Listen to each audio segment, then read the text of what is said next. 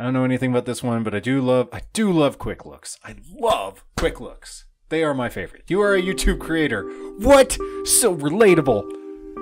The main content uploads a mystery from the deep red. Today you want to find Red Room. Search for Red Room. Keep tour strong. Leave.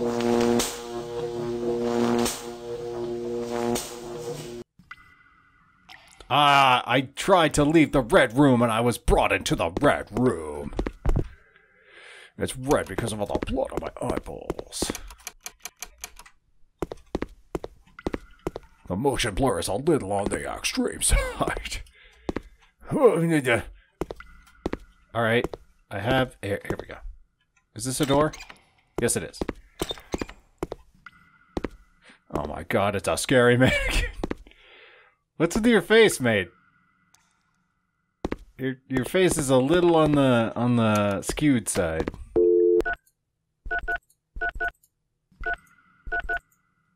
Call to escape. I have to call a full number. You know, I should be able to make 911 calls. 111. Oh my god. The number of the beast.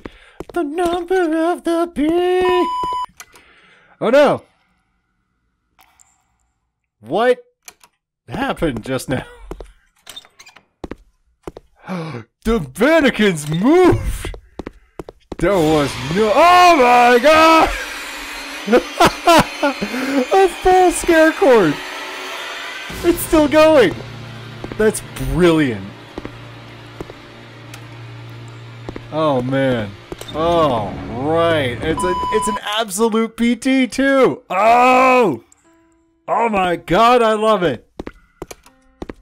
More mannequins. Scare me more. What? The door, did that open backwards? Mannequins? They're playing the piano.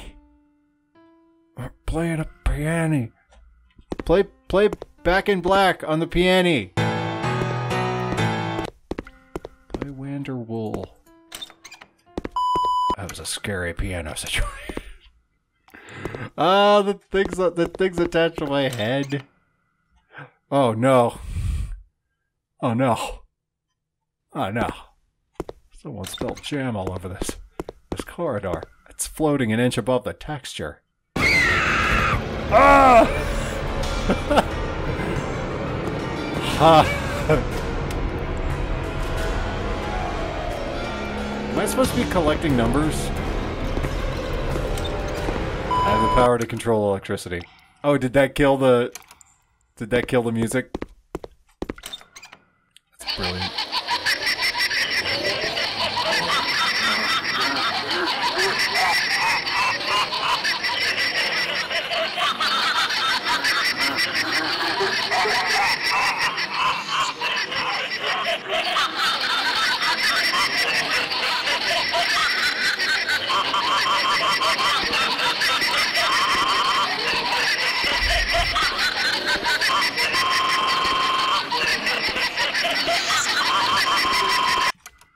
Yeah, we're gonna turn that down.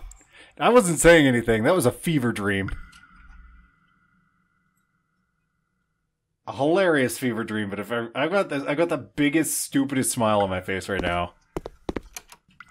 I'm just like, this has mannequins, disembodied heads, reused sound effects. Look at all these mannequins. Look at them all. Look at them all. They've all been dismembered. 11. Is that the phone number? I'm gonna try that phone number. I found number 1. Why did that happen? Oh, oh, ooh. Oh man, I'm starting all over again.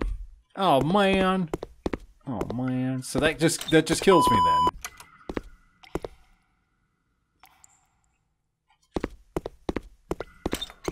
They're like, quick, send in the nerve gas. This'll stop him. Out of my way.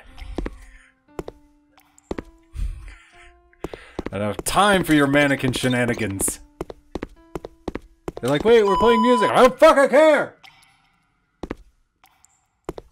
I love that my footsteps emit noise when I'm horizontal in the bed. That's amazing.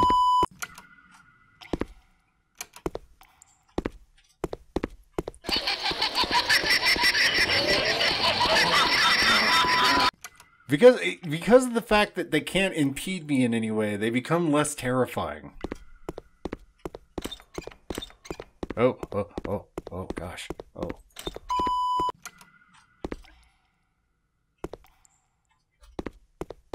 They have as much ability to stop me from. Oh no! The number of the. Sure. Oh no! That killed me too. So is there a different gas death for every phone number then? Yep.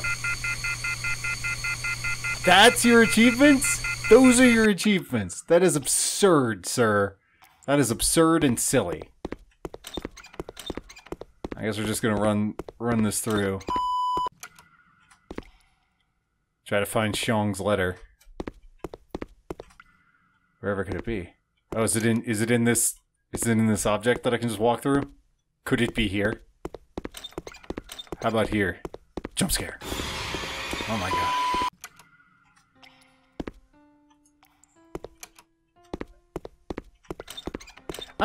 I'm not talking smack because the game is low quality. Like, whatever. You know, it's a little cliche.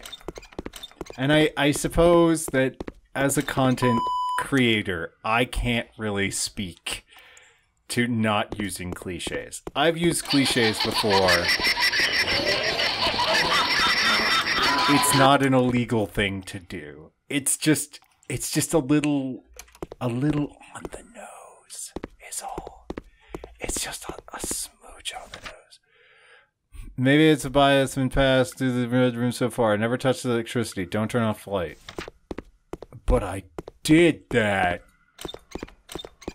But I turned off the light and nothing happened.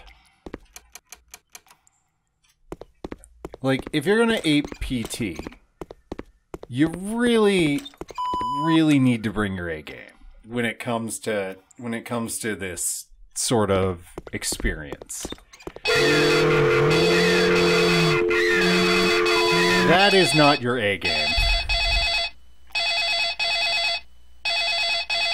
There's a phone in here? What the hell's the phone?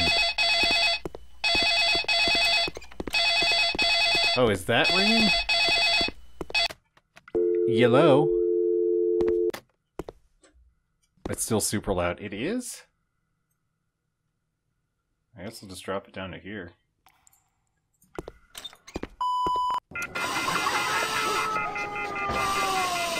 Oh no! Okay, flashing lights warning. Okay, yeah. So that was very silly. That was extremely silly. Okay, in all seriousness, it takes a certain artistry to try to step up to the makers of Silent Hill. Like, I'm not going to deride you for trying, but I am going to say that you need to really put some consideration into what you're doing from the outset, and very much stay laser focused on the core gameplay loop, because that's what it is. What can I do to isolate the one, like, spear of horror that I want to make constant throughout all of this gameplay loop? Because remember in PT, it was Lisa. It was Lisa the whole time, because she was omnipresent in that game. You always felt Lisa's presence. Even when you didn't know she was going to be there, you felt her being there. You could always feel her breath on the back of your neck. And that was the core idea of PT. And from there, they expanded it out into the Eraserhead baby, and the radio, and the dead father, and the creepy eyeball hallway. Like, all of that was built around the idea of throw up ghost tries to vor you. And if you're going to say to yourself, I know what I'm going to do as a game developer. I'm gonna make it where the character walks from point A to point B and spooky stuff's gonna happen. That's fine.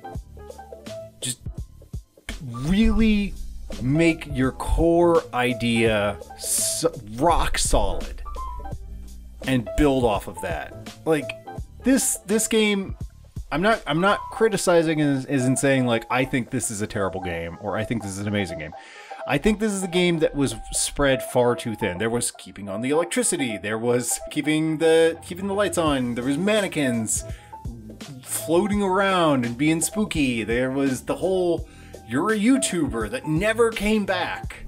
Like, why was I in the red room? What was my motivation for being there? Why did I get sucked in instantly? Why is there 29 days, 9 hours, 41 minutes left?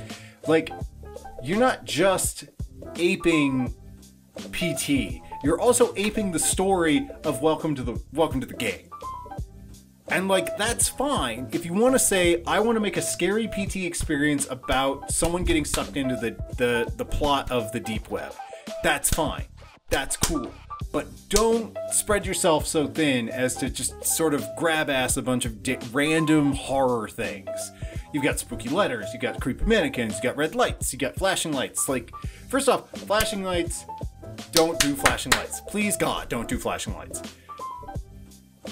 But second off, like, you could make spooky mannequins. We've seen spooky mannequins. You can make spooky internet stuff.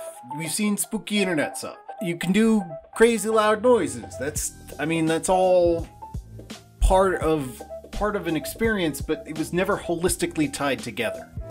And I would say, if you're a game dev, take that as a learning experience and say to yourself, okay, what do I need to do to tighten the focus on something that's scary?